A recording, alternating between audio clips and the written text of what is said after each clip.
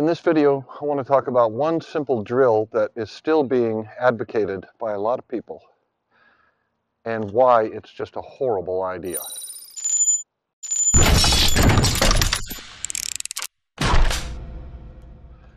Now, I'm sure you've all heard the drill where instructors advocate turning the club over, holding the top of it, and swinging it. And they tell you, you want to hear the swish way out here beyond the ball,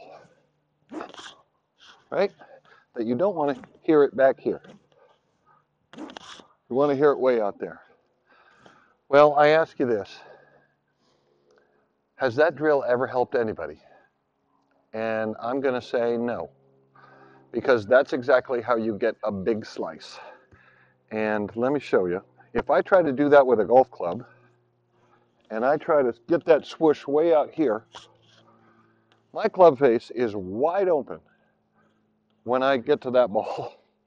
And it's not going to close till, I don't know, four feet past the ball. And so if you were to swing that way, you have to turn your wrist and time that club perfectly every time.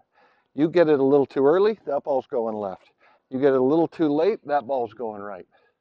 And that's what leads to probably the most inconsistency in golf, where, you know, some days, if your timing is just perfect, you might get it to go straight fairly often. But most of the time, it's going left or right, and you have no idea. And there's really no way to control that. So it is just a terrible idea to try to get that swoosh after the ball when, okay, let me put it this way.